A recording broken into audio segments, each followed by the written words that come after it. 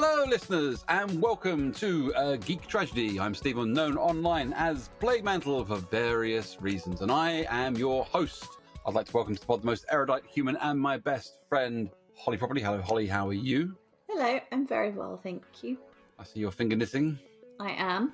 Is that it? I'm not going to make the crude joke that you made earlier. Just going to carry on with my little, thing that helps my fidgets. Fair enough. And of course, our very own salvage man and crafter par excellence, Mark Cordory. Hello, Mark, how are you? I am very well, as always, working on stuff, making things, and generally pottering around in a workshop. Anything exciting? I saw a new costume with dolls' heads on it come out on social media today. Oh no, that was quite an old one. That was a year or so, maybe 2 years back. There was I just contributed some creepy doll heads to a corset which was made by a friend of mine. I can't pronounce his surname.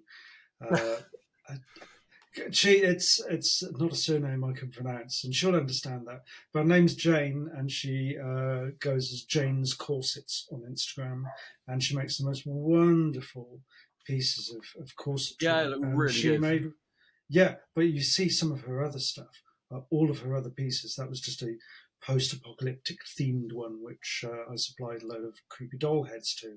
But her other stuff is just sublime. So, yeah, she's a very talented woman. Keep your eyes out, folk. And, of course, hidden behind the scenes, our producer and long-suffering Kit, who shall be named. What kind of kit, Beans? Airfix kit. I thought it was best kit. Can it be best kit? Airfix kit? Best Airfix kit. Okay. Yes. Can they be Aurora kit?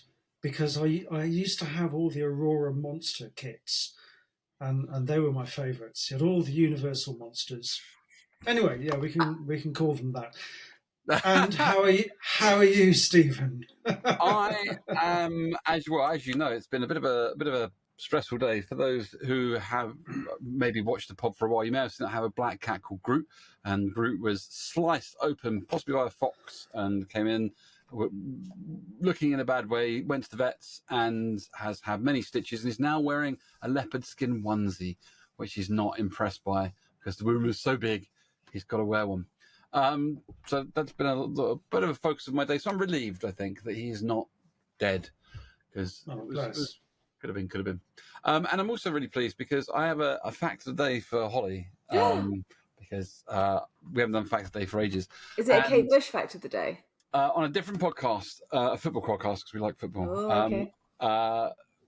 One of our favourite presenters was asked to liken one of our midfielders to famous footballers of the past. He said they're like Nettie Honeyball, and just left it. And I was like, who the fuck is Nettie Honeyball? Nettie Honeyball is the name of the first founder of the British Ladies Football Club back in the 1800s.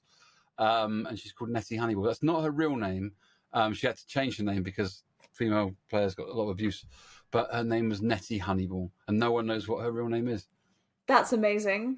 That's actually so cool. Nettie Honeyball should be like the name of like a Beatrix Potter character. That's exactly what I thought. You know, like the tale of Nettie Honeyball. Or a bee. Would there be a bee? Oh, interesting. See, I was thinking like some kind of like cute shrew, but obviously Honeyball kind of makes you think. It makes it does makes you think kind Bear of works. Bear's good, but like a teddy bear, like Winnie the Pooh, rather than like a kind of a bear. Something round and sticky, but quite sweet. And whilst we have this conversation about bears and honeyballs, I was going to say, blimey, somehow we've managed 14 episodes, 15 if you count the specials, like the Game Expo, and we've also done the Game Expo and a Fancy Forest trip all in the last few months. That's not bad. We're in the middle of this. Yeah, I know, it's pretty good. Right now we're in the middle of a Wasteland-inspired post-apoc talk, which has seen us voyage last time for all the literature, raised influences. We like books galore, which I really enjoyed. I listened to it back this morning. I thought that's really good. I mean, obviously by now it's out, but if you're listening to this live, but this morning I listened back to it and thought that was really good. I really enjoyed that. Listening back to it was good. Yeah, they're not half bad sometimes. Yeah, sometimes.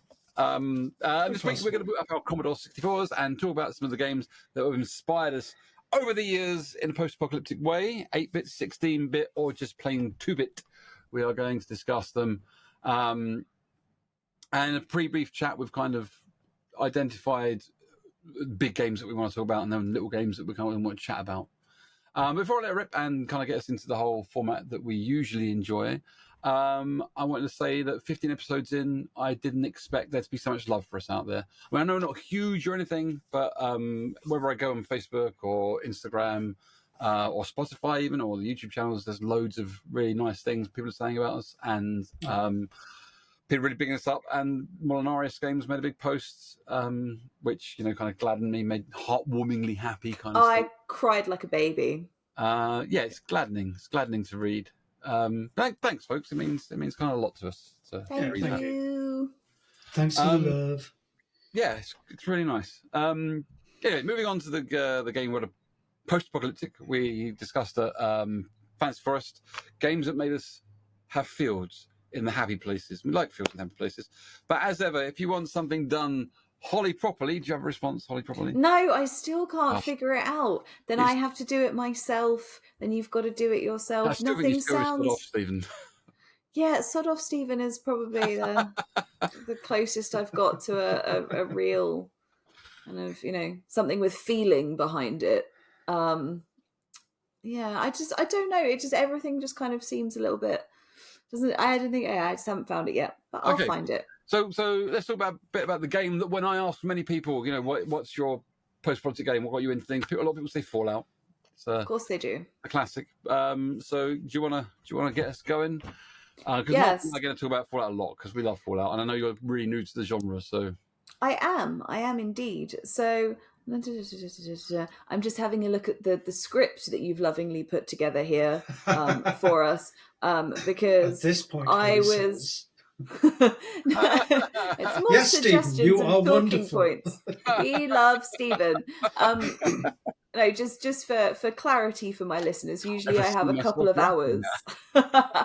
Usually, I've got a couple of hours between finishing work and coming on and jumping on the podcast. Today, I had a couple of minutes, so I'm not as prepared as I usually like to be. So yes, notes for Holly, which I'm eternally grateful for. The premise of Fallout, the series depicts the aftermath of the Great War of 2077, an apocalyptic nuclear exchange between the United States and China in an alternate history of Earth, where advances in nuclear technology after World War II led to the emergence of a retro-futuristic society and a subsequent resource war. Yeah, that's the game Hercules from back in the 1990s. 1997's Disney's Hercules from 1997 on the PlayStation 1. I could talk about that for hours. Stay on track. Oh, it's the side-scrolling game of joy.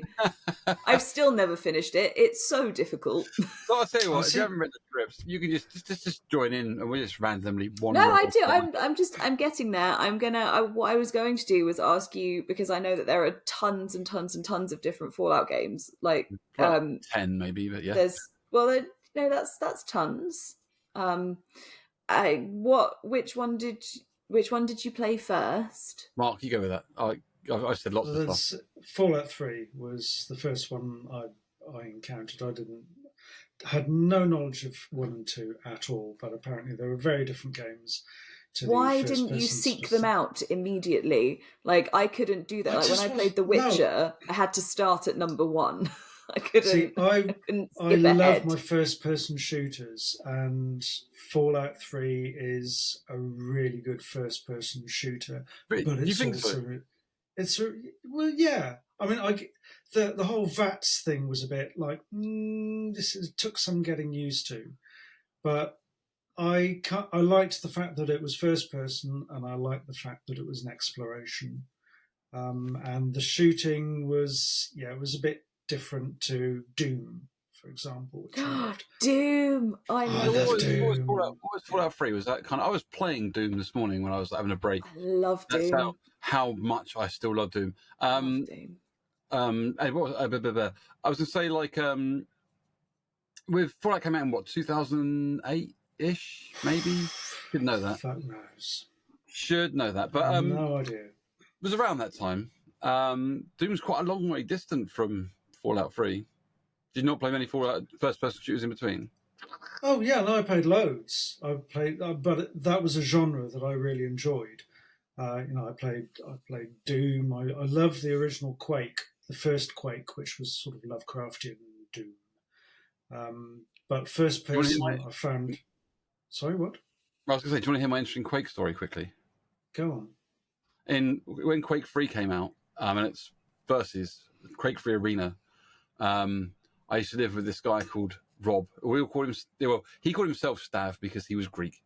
And his brother got called up to national service, and he was on the Greek national team, so I had to pretend to be him, and I played for the Greek national team at Quake 3 in like year 2001. I did quite well as well, but people were shouting stuff at me down the headset, and Stav could hear it all, and he was just basically going, "They have said this, just say these 2 words." I can't remember what the 2 words were anymore, but I replied to them in very bad Greek, and just kind of got on with things. So yeah, I played. It was all Greek to you then, was it? It was. That joke has been made so many times over the years, but largely whenever I tell that story. But yeah, I played for the Quake 3 Greek national team. Oh, there you go. See, I didn't like the Quake Arena stuff. I liked the first-person shooter, the solo play, because I kind of online games. I don't like playing video games with other people. Generally speaking, unless it's very specific. You just get shot by a 13-year-old who spends his entire life in front of the computer shooting old people. Very specific. Online.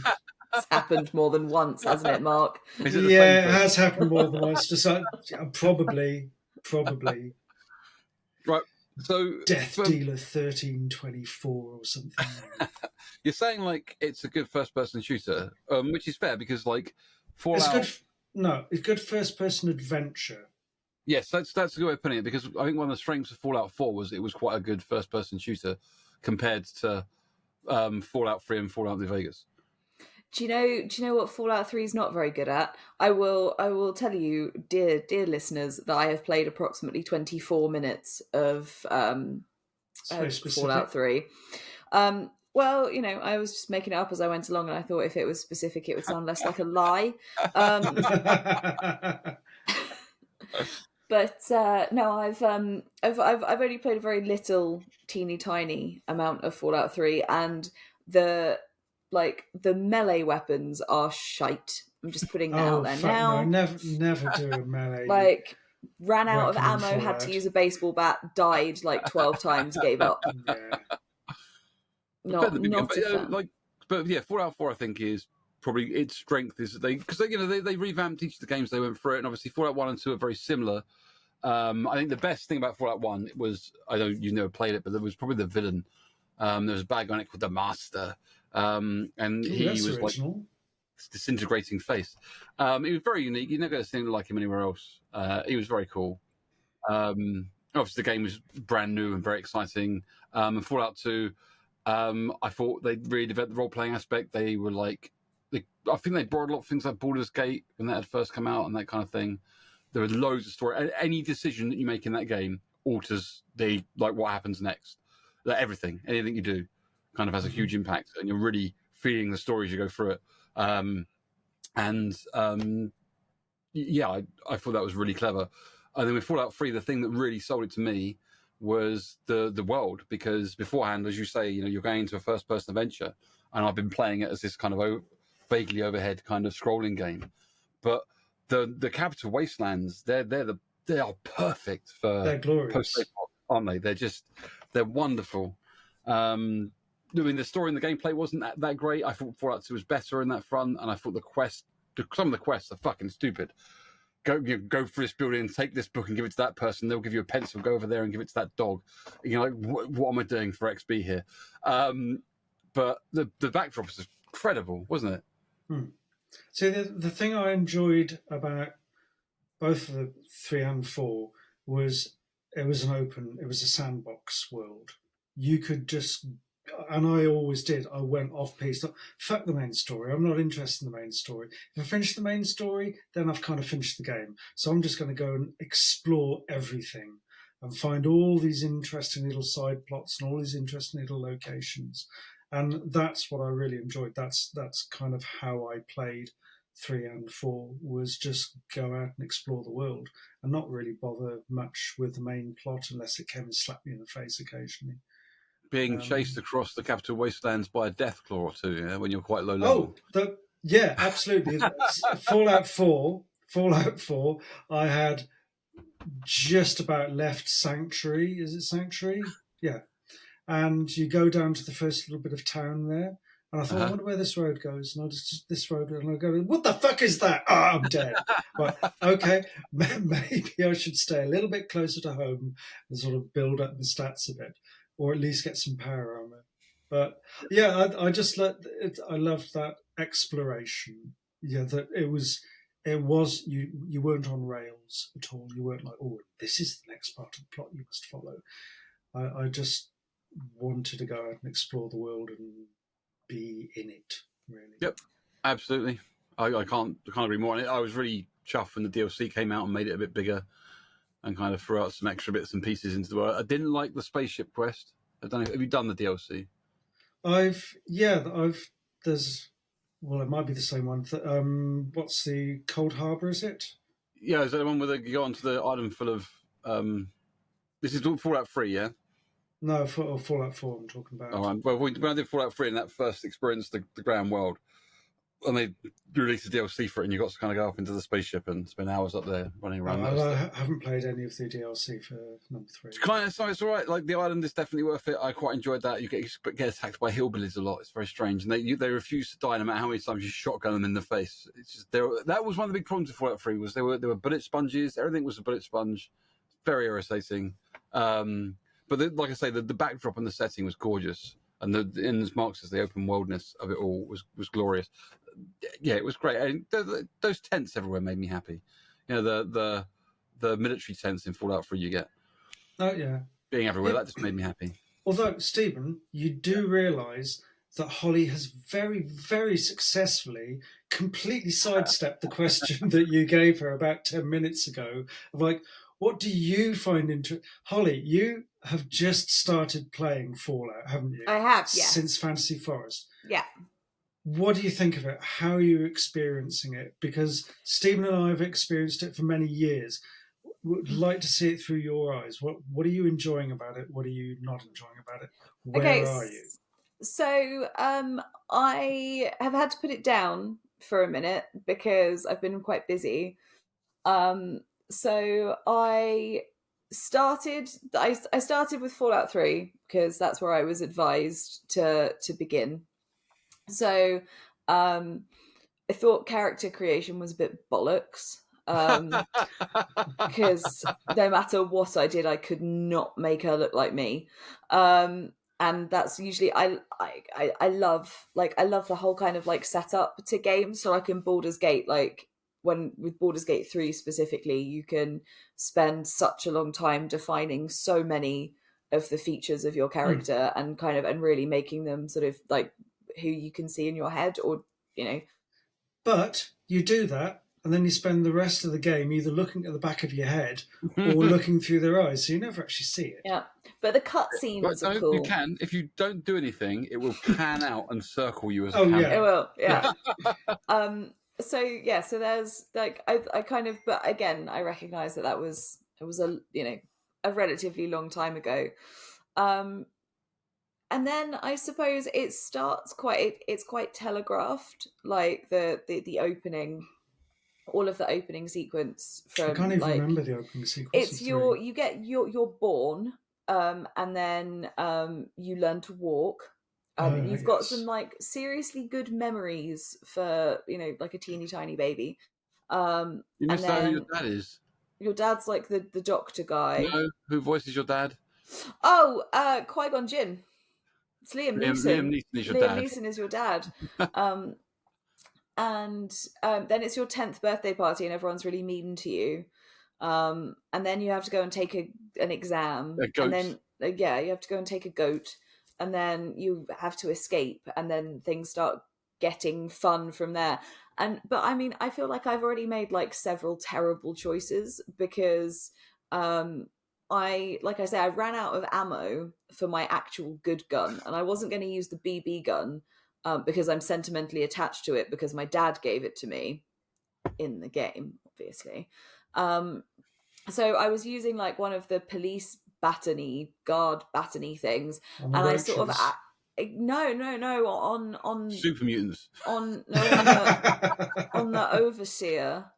And I kind of accidentally, I beat him to death quite badly, and then stole his clothes in front of his daughter. I love it. I love how we can take that context in games. You know, what am I actually doing here? I've just beaten my best friend Stan. Stolen his clothes. She's weeping in the corner. I'm stealing her father's outfit and putting it on. I mean, I'm not just taking it. I'm ripping them off of him. Don't try this at home, kids. And I've left him just twitching on the floor naked. It's just, it's honestly like no. He's got his underpants. They always have their underpants on. Underpants. But it's questionable. And then so at the moment I'm in Megaton for like the first time, and I've started kind of like talking to everybody. But I have to go back to a previous save because I accidentally got the sheriff killed. But did you shoot the deputy? Lucas Sims. No. The deputy's his son, man. That's dark. I didn't shoot anybody. The problem was that I didn't shoot anybody in time because I didn't shoot the evil I'm going to set the bomb off guy in time. So I'm enjoying it. But I also feel like I've cocked it up quite dramatically. So I need to go back and do it again. If you ever go back and play Fallout 2, you will learn that decision making is something that you don't worry about as much in the other games, because Fallout 2 is so intensive on things that you can do. Everything feels like you're doing it wrong until you get like 8 steps down the line. You get the decision, and you're like, oh, okay, it was all right. I said that really well. But then something else goes wrong. It's really different. One of the big step ups I was going to say from Fallout 2 to Fallout 3, forget just the first personness of it all, was the music, though, right? Having Capital Wasteland radio. The music is the music's iconic. Perfect. Yeah, and that's it, isn't it? It became iconic. So, like, when you played it for hours and hours, and you sat there listening to the radio, Free Dog going on, you know. Yeah. Whenever you hear those songs elsewhere, you're just back in Fallout, right? Even if they're on the radio or whatever. But you know, I went on Fallout themed LARPs. There was a whole series of them, and that was where I kind of started making post-apocalyptic kit. The LARPs were great, but my favourite part of the LARPs always was sitting around in the bar in the evening around a campfire, and the radio was playing those songs. Yeah, and that was just in the moment. I was like, yes, this is perfect. And that was always my favourite bit. So the music was really evocative, and I'm so glad they used those in the TV series as well. Yeah. Because it wouldn't be Fallout without that music. No, because in Fallout 1, like, you get some of that music in the opening sequence, right? So you get this... But you watched it with me, I think, Holly. I forced you to watch it. You did. You get like a 1990s style animation going on, but it's got some of that music in it. Okay. Just a little bit in the intro, and then that's it. You know, you don't get it again. And obviously, they made that decision to put it in Fallout 3 and just, go with it. And that made me really happy. I think it made everyone that was a fan of the original game kind of like go, oh, it's more of the music from the, and that's that geek happy feel we get, isn't it? Yeah. Mm. So have you played Fallout Las Vegas? New Vegas. Me? Yeah. Yeah, I didn't complete it though. I don't know. I think maybe I went from that. Oh, well, so I went from. Did I go from 3 or did I go from 4? I can't remember. I think I must have gone from 3. Well, because 3, by the time I had finished 3, Vegas was coming out, and everyone was playing it, so I kind of just jumped straight into it. Yeah, I think the mistake I made was that I had played Fallout 3 intensively over months and months and months, and really enjoyed it. And then I put on New Vegas, and I maybe did, I don't know, 10, 20 hours of it, and I just got a bit bored with it. But I think it was maybe that I had just carried on playing Fallout for too long and needed a break from that world. So I never finished New Vegas. Definitely something you should go back to. I think, in my opinion, and probably I think most Fallout players' opinions, Vegas is the best of the Fallout series. I particularly like the format in that game where when you're having conversations with people, you can use all of your skills to influence decisions. So rather than like in Fallout 3 where it just says speech and you do speech, you're going to threaten someone, it has guns comes up and stuff. So you feel like your character actually developing their skills has more impact on the game, which I thought was really a nice step up and interaction. Made it for more role play, a bit more kind of gamey. That made me really happy. You would think, wouldn't you, that if you were going to threaten someone, you would probably do it with your guns. Yep. Yeah.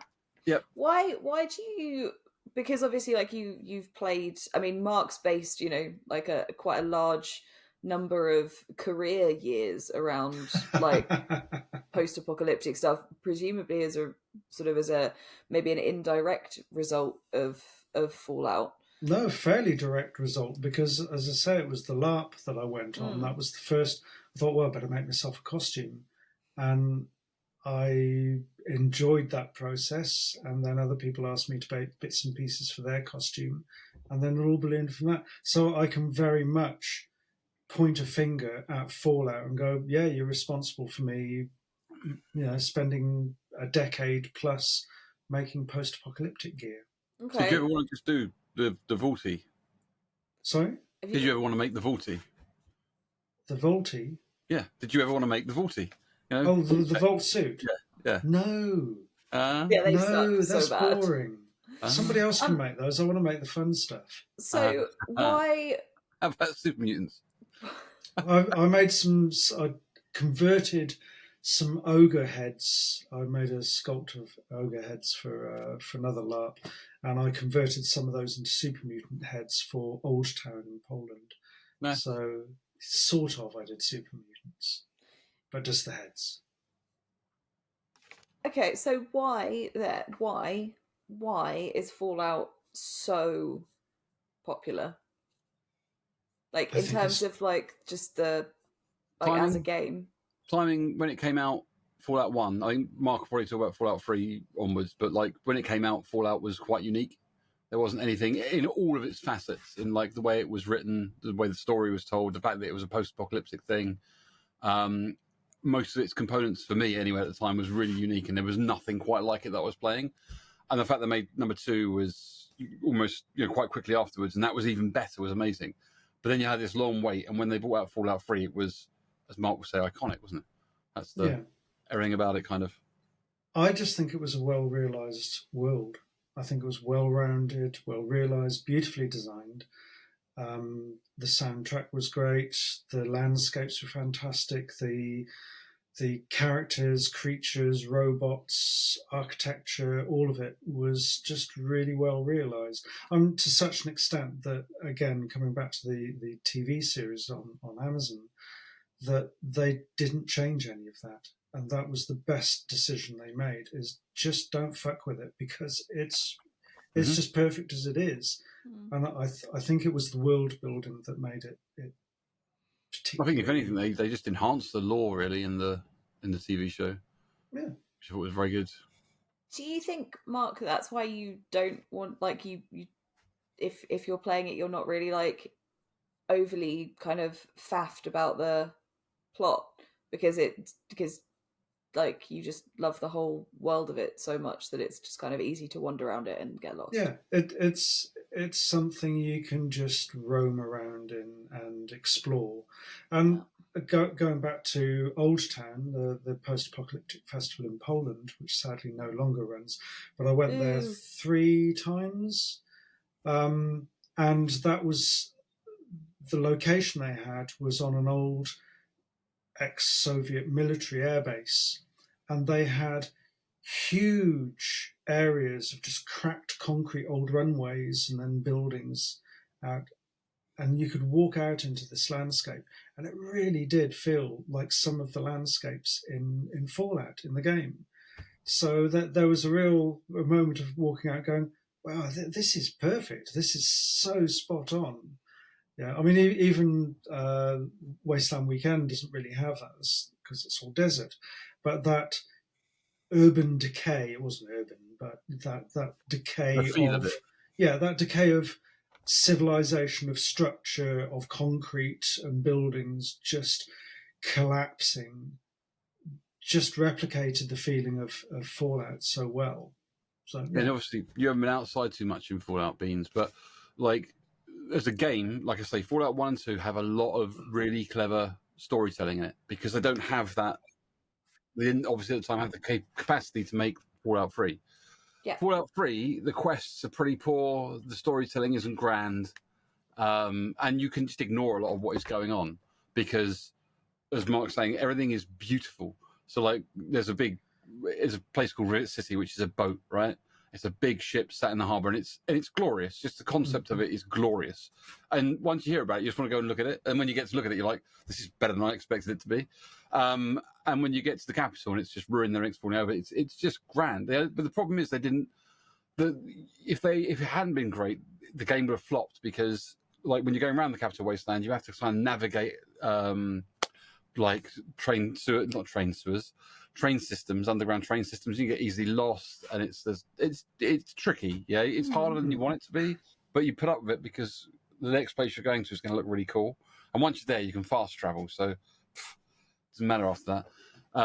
But it wouldn't have done it. It would not have pulled it off if it hadn't been as gloriously, beautiful on the eye and the ear, and triggered happiness in you whenever you just kind of turned it on and waited for it to boot up. Okay, cool. I mean, I'm looking forward to the point in time where I feel like I can pick it up again and actually get some decent gameplay in all at once. The quests are that bad that you are sometimes going up to someone, they go like, I've got a, don't say you've got a quest. Don't tell me you've won something done. Don't tell me you want something from me. That's all I want to do. So I mean, it's still iconic, right? Like, it's still, like, people, when you think of, or at least when I think of Fallout, I think of like the guy in the big suit looking over his shoulder, like that image.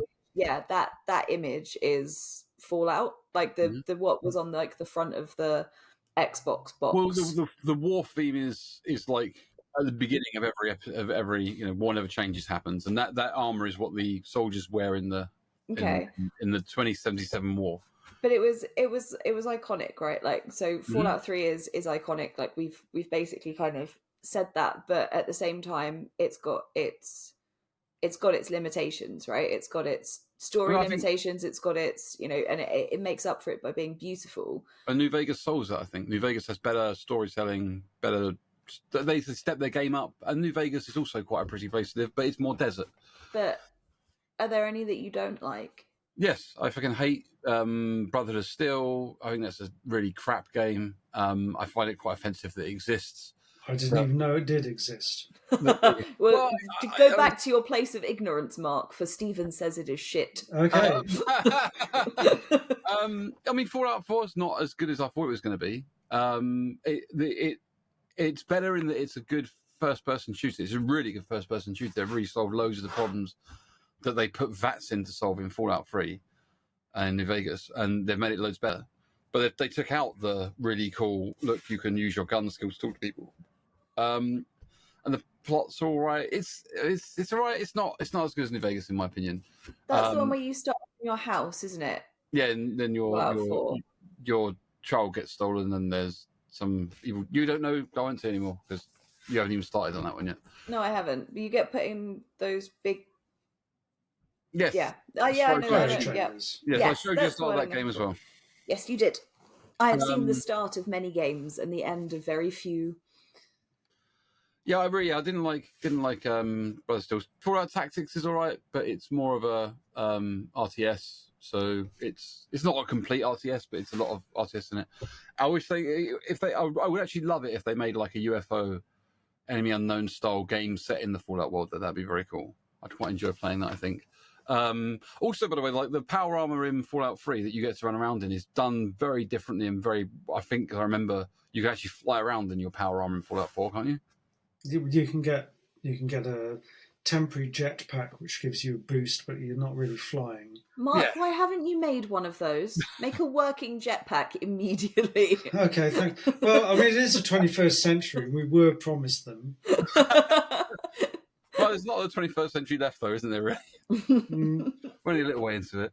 But in that point as well, Fallout 4 is a lot about, they really went down the road of you can mod your weapons, you can build stuff, you can build a base. It's all very, very different to 3 and 4. The workshop's fun in 4. Yeah, much more fun in 3 and New Vegas, yeah. There you go. So we don't like Brothers still. And you can also, I should also mention Fallout Shelter, which is the app, which is a game, as I said, you can play while you're on the toilet, which you can't do easily with other Fallout games. Yeah, no, which is actually something that I'm really quite surprised at, because if there's one game that I thought, because like, so I love Doom, right? We've said that. I love Doom.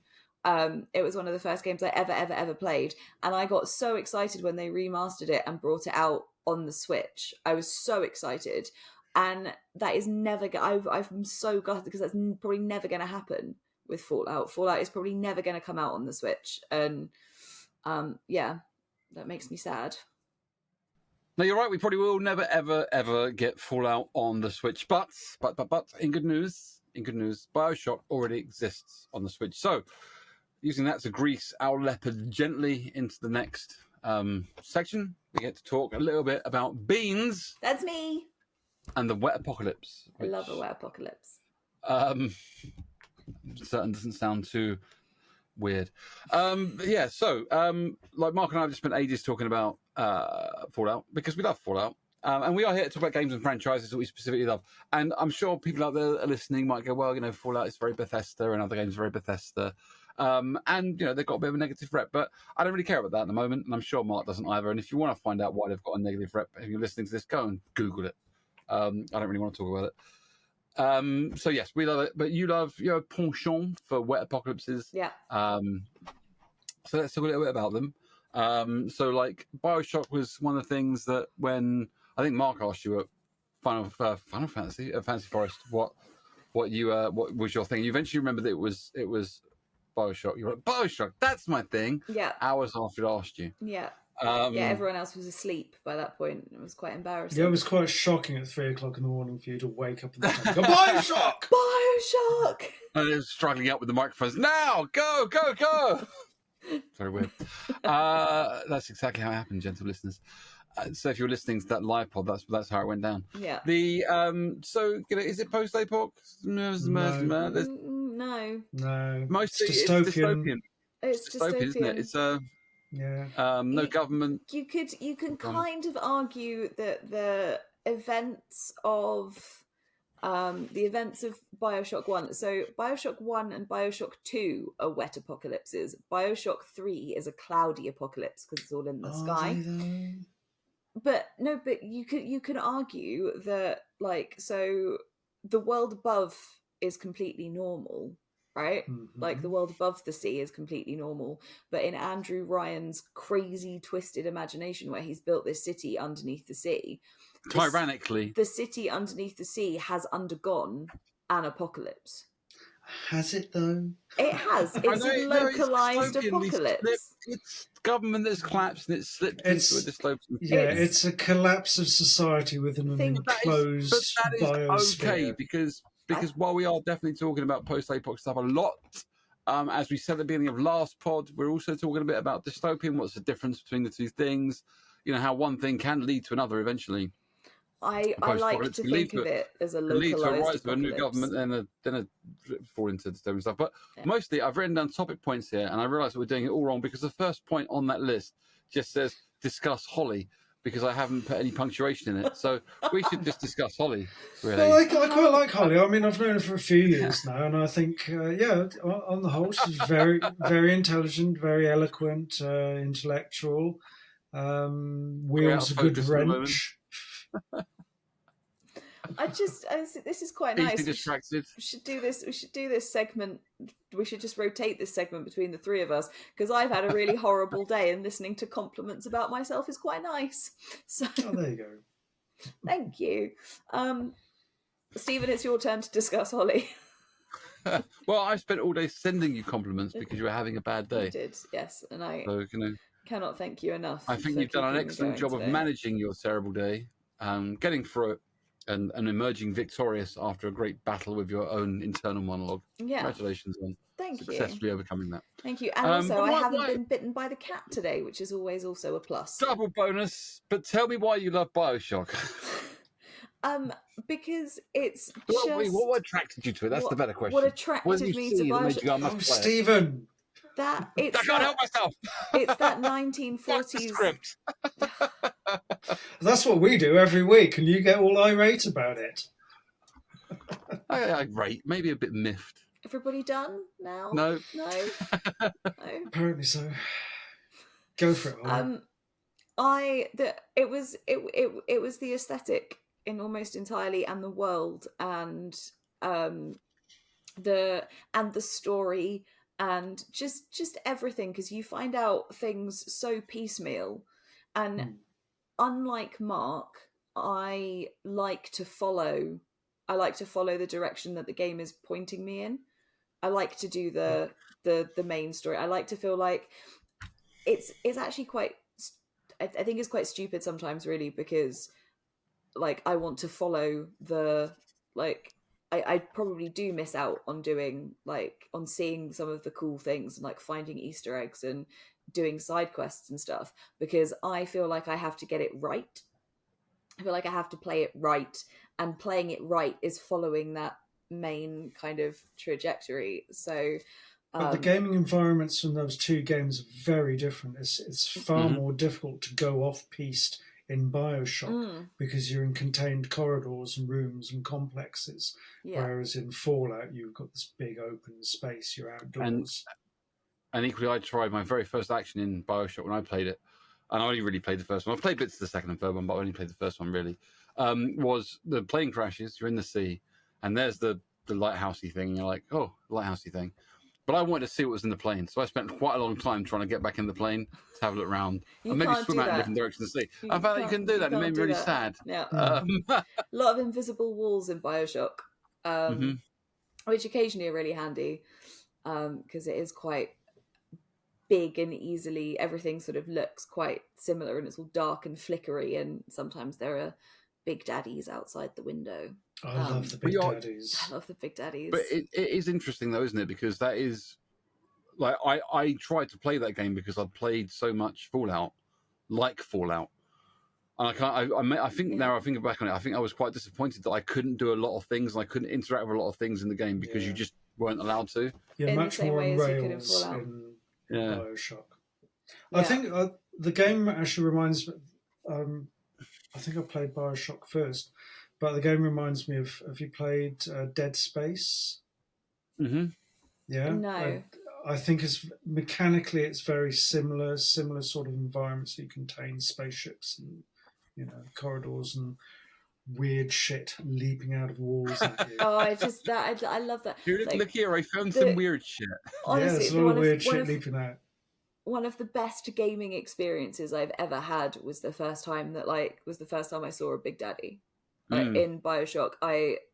Because you can tell that they're coming, right? Because the noise, the Big Daddy noise starts, and then that kind of just like creeps up, like from the back of your head into the front of your consciousness, because it starts off and it's so subtle, and you've got in the background as well, like all of the splicers are yelling, and you've got like this kind of cacophony of things that's just that you have to piece together from an audio perspective, even while you're looking at different things going on.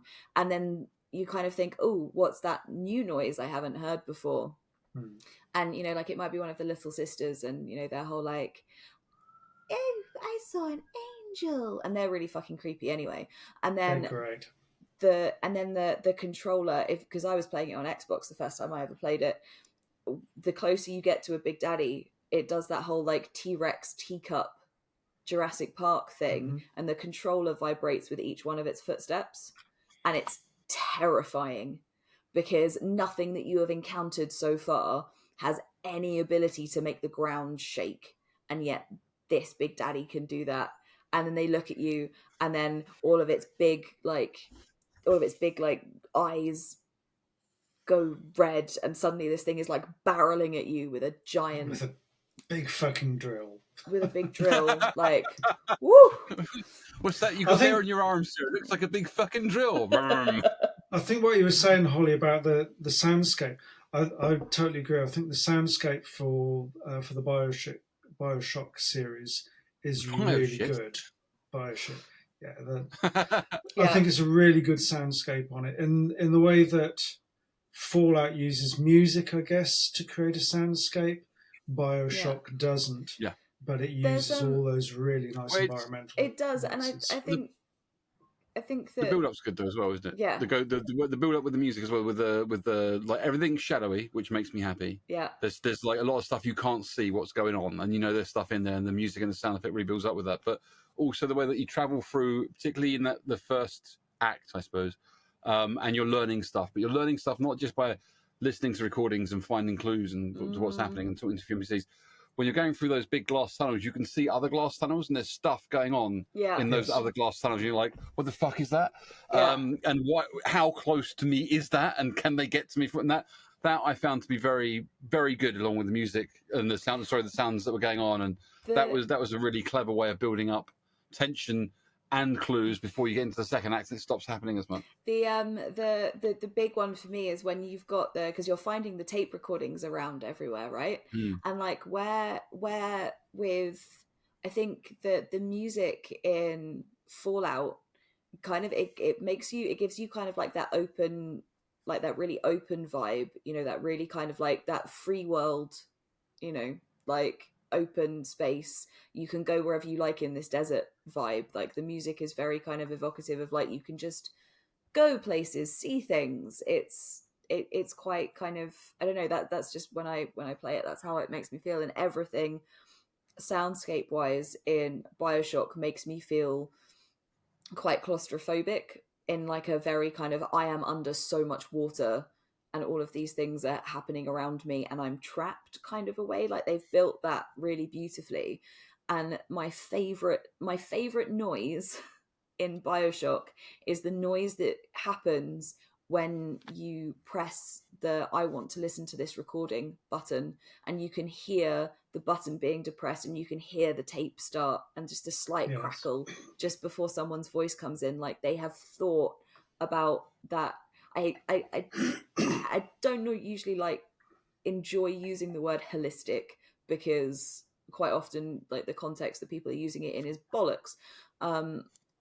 But they have really, like the creators of BioShock really thought about the experience in a really holistic way, because there is so much, like you say, you can see things that are going on like 2 walkways over, and there's like a big daddy that's desperately like trying to fill in a crack in the glass, or there's there are splicers arguing with each other, or someone's shooting something and you don't know what they're shooting at, and it just all kind of brings you together into this one moment in time where everything is happening all at once. It's fantastic. I think there's a purpose in that just occurred to me, is that what BioShock lacks in terms of a broader world to explore, it gives you glimpses of a broader world which you can't explore, but it tries to expand upon your game space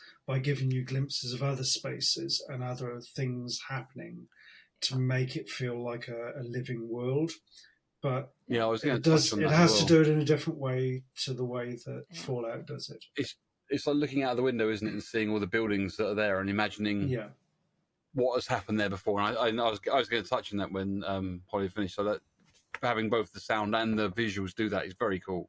And I also like the way they both share that kind of very 1950s kind of vibe. Both games. Real retro futuristic look to lots of Bakelite. Love it. I absolutely love it. I love it. And it becomes more prevalent in the third BioShock, because in the third BioShock, like you get the backstory of the person that you're playing a bit more. So you're playing a completely different person from the person that you were playing in 1 and 2. So you're a different person in each game. But in the third one, you get kind of like this whole very 1950s noir detective, like kind of flashbacks to the person that you were before you started BioShock, before you started playing the game.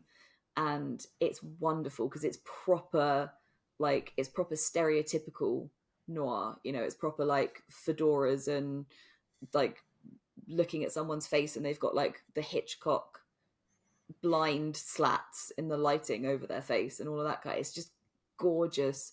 It's just gorgeous, and it makes me it honestly, like, it has those games have terrified the living shit out of me on a number of occasions because they are quite jumpy, and I'm not good at jumpy at the best of times, and they have terrified me.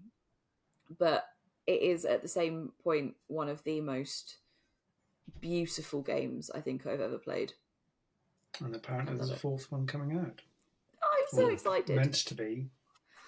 And the TV show. And a TV show. I'm very excited for the TV show. So this is called. I think we spent a little bit too long talking about Fallout. So we might well carry this on into next time.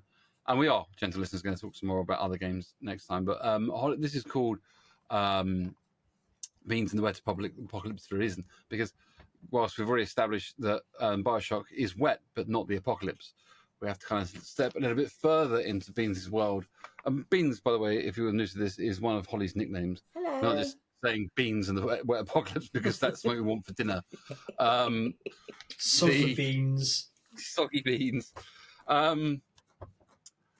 We have to take a few more steps into Beans' world and say, like, one of the games that you and I played on our Discord server with and Marcus watched us play when we were Twitch streaming them was a game called Raft, yes, which many of you out there will probably have played, which is a post-apocalyptic, presumably. I don't think we're still at the end of the story. We just know that the world has become submerged underneath water, and something terrible has happened to make this happen. And there are mutant rats and things places. So. Yes, and you begin on a square of wood. Yeah, you get 4 squares of wood. Don't be silly. That's true. And you must salvage crap from the sea to cooperatively salvage things and survive in the post-apocalyptic world. Yeah. And I think I'm going to guess, and I'm going to say that for Holly, this experience is wonderful because you get to do all the things like fish and make clothes. And make food and do the cooking. And do all the survival things that you'd want to be able to do in the post-apocalyptic world, but we both know we'd be shit at. Yeah, oh, absolutely. Like, I love the fact that you start on 4 squares of wood with a hook. And you have to... I'm pretty certain I couldn't take out a shark with a spear. No, I'm pretty certain, especially not while being underwater for at least 45 seconds. Go on, tell me what you really love about it. It's all of those things. It's one of the very few games that I actually enjoy playing with people more than I enjoy playing on my own. Because once you get to once your raft gets to a certain size, so you can, when you collect things, you can do research and build new things and find new items to the point where you've basically got, like, you know, a gigantic 4-story hotel with like 2 kitchens, never any bathrooms, but you're surrounded by water, so I suppose that's not really a problem. At the end, don't you? And, you know, you can have animals and stuff on your raft as well. You have to find them and catch them, which is always quite good fun. But once you get to a certain size of raft, loads of people want to go out and explore and do the plot, and you can find different coordinates and go and explore those coordinates, and you find different kind of big plot points along the way. And I don't ever want to do that. I don't ever want to go out onto the islands or I want to stay in the raft and fish for interesting fish and cook dinner. And basically I just set up, like, my best bit is that I just set up a little engine that, you know, like the fish is on, and then I'm cooking soup in this pot, and then I've got a blender over here, and I just go round and round in circles. And the simple mechanical process of cooking on a fictional, imaginary, made of pixels raft for my friends who are all off having great adventures somewhere else is one of... We're not having great adventures. We're off trying to find by sharks. Most of what I've watched you do is eating by sharks. That does happen. But our adventures that Holly has sent us off on, where we get eaten by sharks, are not great adventures to explore islands. They're to get materials to build better cookware from. We have to go and, like, build new juicers and... Yeah, I do like the juicers. But it's... So all we really do is explore the world, you know, and try and work out what happened and survive so that we can build new stoves and cooking devices. And find me llamas, because without llamas... Go and capture a llama. Without llamas... It's surrounded by giant bears that kill us, Holly. Go and fight them. Without llamas, you can't have wool. Without wool, I can't pad your armour, and you don't get any armour. So, you know... If we didn't go near the bears, we wouldn't need the armor. Well, boo, sucks to you. But I find it very calming. I find It is strange that the post-apocalyptic brings calm for you. And you get this thing as well, like, there's day and night, and you have to sleep overnight, but you can only sleep if you've made enough beds for everybody. Otherwise, you have to stay awake all the time. But it's just beautiful. Like, you can see the islands like arriving in the far distance. The sunrise and sunset is beautiful. Like, they have different phases of the moon. And the sound, again, like, you've just got this kind of constant swell of water that's just kind of lapping up against the side of the raft, or you've got like the breeze, or you can hear the animals that you've kidnapped and forced to live on your raft. You can hear them. Sometimes you can hear noises that aren't quite so great, like the shark eating bits of your raft, or the burb that drops stones on your head, screeching before it drops a stone on your head. But for the majority, it's just peaceful, and it's very kind of, it's just got like a wholesome, I guess it's like the wholesome apocalypse. Yeah, I was about to say that. And I love wholesome things. We played it with, I was trying to count out, I think at least 16 people for a little while, and we built a massive raft, and there were 16 of our guys that we LARPed with during lockdown when they couldn't LARP, and every day they come on the raft and they build it out further. But everyone had jobs. Like, everyone was just had their own little bit of raft and were doing their thing. Yeah. Someone was in charge of smelting. Someone was in charge. I was in charge of driving the raft around to different places. Yeah. Someone else and was building. In charge You're always in charge of building. Well, yes, people would go like, "We want something new." So it was my raft. The people just turned up because there's no player limit. They were like, "Oh, Stephen's on a raft," so people just jump on, and then it'd be like, "We're here now," and I have to build them rooms. And yeah, so everyone had jobs. People were fishing. Some people would we get to an island, and people would run off and start doing the island jobs. And yeah, it was a proper community. It was very weird. It's a question though, isn't it? And I think it's probably more of a question for Mark, because I know the answer to this for me, for definite. But Mark, what do you think of a wholesome apocalypse? Like, because that's not really a concept that those two things don't really go together, do they, traditionally speaking? No, I think, I mean, having watched you play Raft, it was very much just you guys pottering around talking to each other. Generally about air fryers. Doing resources and occasionally getting attacked by a shark. I think a wholesome apocalypse, I think, I know that you both were very taken with the wastes at Fantasy Forest and want to experience that sort of environment again. And going back to my comment about the music, the Fallout LARP that I did, and listening to the Diamond City radio being played in the background, I think there are those moments of wholesomeness and calm, and I guess the world has stopped, hasn't it? The planes have stopped, the industry's stopped, the world stopped.